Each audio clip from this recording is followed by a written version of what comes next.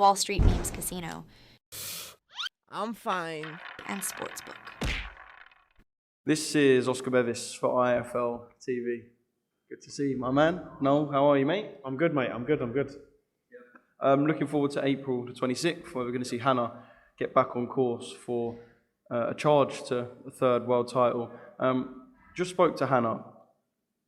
I guess defeat's never going to be easy to process. Yes, she's had defeats before, but when they're in a fight of such magnitude, for the whole team, it must have been quite a hard week or couple of weeks.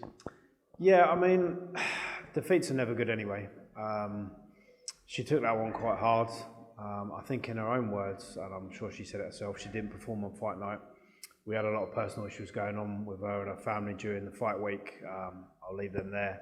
But, hey look, Emma Kozin came out on top. I thought maybe we just scraped it, and I'll probably get some abuse for that online, but I know a lot of people thought that too, but we didn't, and that's all that matters. So now it's about climbing back up.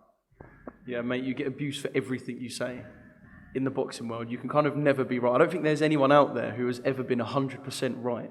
The 98-92, like you said, the defeat happened, move on, look for kind of the redemption. But the 98-92, I guess you can't really be happy with that scorecard specifically. 100% not. I mean, even on a very, very bad performance and a messy fight, and I didn't really have anything good to say about the performance, I'm not going to lie. But there's no way I could think that anybody, even if you disliked me, could say that it was 98-92. So it is what it is. Boxing, in inverted commas. Yeah.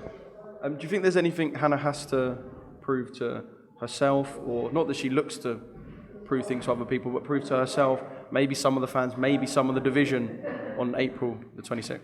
Yeah, absolutely. She took a break after the fight. We went out to Canada for a month with the Canadian Olympic team. We've changed some things in the camp. We've brought some other people on board. That'll be revealed in due course. This camp is flying. She's happy again. And I think it's her time. Like she said, when is she going to get a bit of luck? If you go all the way back to when she headlined at the Hydro in Scotland, and she eventually finished Alejandra Alanaya, and then obviously she couldn't celebrate that win because we all know what happened, and Alejandra ended up in hospital, and thank God made a almost full recovery. Then you move on to Terry Harper, got cut in the first round or second round, and it didn't work out. And then obviously Emma Kozin. So a lot of people I know, certainly in this country, are like, maybe Hannah should pack it in and stuff like that. But 21 professional fights, 2 world titles, boxed all over the world, boxed on Showtime, boxed on DAZN, boxed on Sky. I think it's a pretty impressive resume so far. Fought 2 of the pound-for-pounders of her generation outside of a weight class. As Bunsey once said, a bit of an old school fighter. Whatever you might want to say about that, you can't change that opinion. So she's got a lot to prove to herself, but I think she's just enjoying boxing again. I think it came a point where she wasn't enjoying it maybe, and now she is. So yeah, roll on. Yeah, there's not a lot that she hasn't done in the sport, and it's not like she's going to be finishing anytime soon. So I'm sure when she does hang up the gloves, there'll be quite a list of achievements there. You talk about bringing people on board. I guess you perhaps have to be not careful or wary, but very selective about who you bring on board, because this isn't a fighter that you need to completely change after a defeat. This is a fighter who just perhaps needs little bits of fine-tuning, little bits of guiding, as you would know. So you can't just kind of bring any Tom, Dick and Harry on board. So I can imagine the process of getting people involved, especially for you when you've been with her for so long, is very like, you're very, I can't think of the word, you're very strong with your choices. It's got to be exactly perfect. Absolutely, 100%. And what we have done and who we've brought on board, we worked with many times in the past, is well known, is well respected, is unable to join us in the corner for this fight, but has been working with us, but will be in the corner with us for our next fight further in the year. Yeah. And I think when that is announced, most people won't be that surprised. Okay. I'm sure I can work it out when I go back home later. Obviously, the focus is the 26th because there's a job to be done, and I know there's a title on the line as well. But beyond that, because obviously you've got to plan a bit beyond as well. You said the revenge burns inside her for the rematch, but you've also got a potential domestic fight with Terry.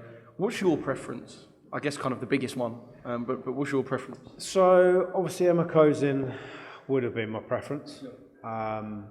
She's got a mandatory she's got to deal with. That'll be announced in due course. I'd like Hannah to fight the winner of that. Femke Hermans, the IBF and IBO world champion, is interested in fighting Hannah. She was actually meant to be Hannah's opponent at the Hydro, but she needed a rotator cuff. And then obviously there's the Terry Harper fight. Now, I think, as most people expect Terry to go down, but you never know. And I'm sure I'll get some abuse for that as well. But if she stays in the division, this is for the WBA Continental belt next. Maybe we could see that fight. Yeah. But first, she's got to get through this opponent. What did you make of Terry's defeat to Sandy? I mean, look, I know Sandy very, very well. Obviously, her and Hannah have sparred hundreds of rounds together. I would say they're quite good friends. I thought my prediction was late stoppage by Sandy or Terry without a boxer. But I thought Terry looked flat. Or maybe it was Sandy was just that good. Yeah. I wasn't that surprised.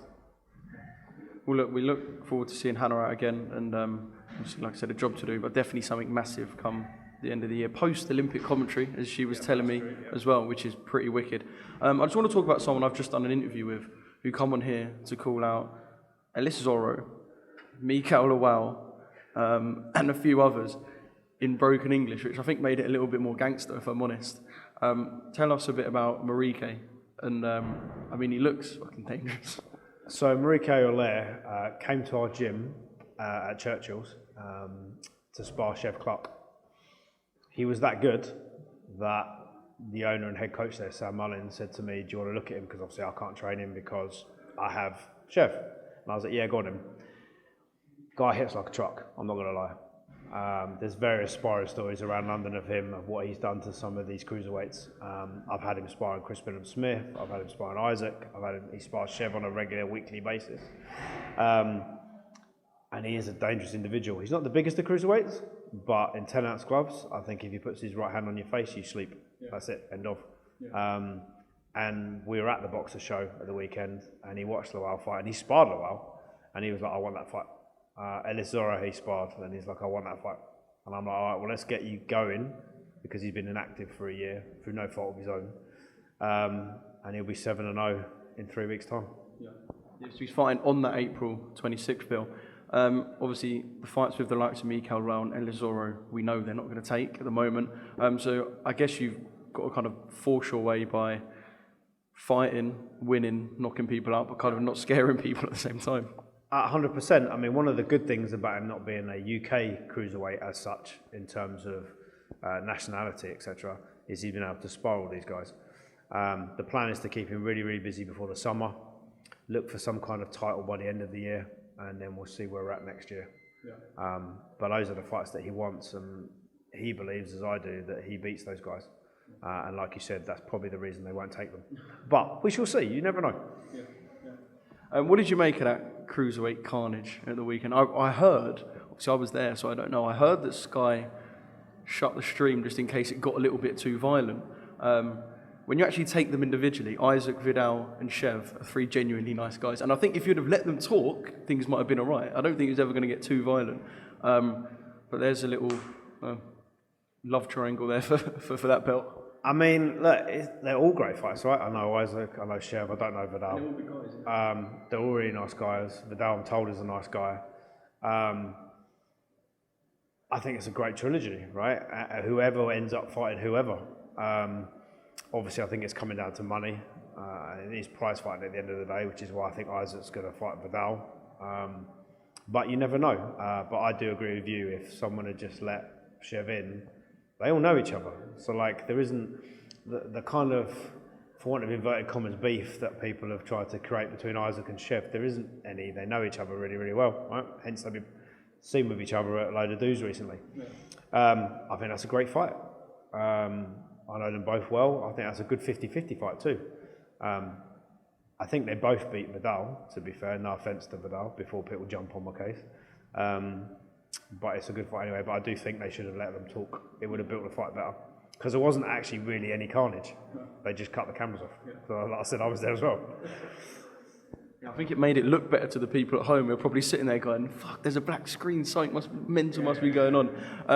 I guess everyone can kind of understand Shev's gripe. I know even Isaac said this when Shev's the one who should be fighting for the belts, like you said, it is prize fighting. So you can kind of understand why Shev was a bit like, you know what, fuck this, I need to kind of have my say, yeah? Absolutely, 100%. We said that to him in the gym, and he's been saying that to us in the gym all week. But it's unfortunate, that's just boxing, right? What the fights that everybody, the public, managers, promoters, fighters think should happen are not always the fights that happen. And that's just the business of the sport we're in, isn't it, at the end of the day?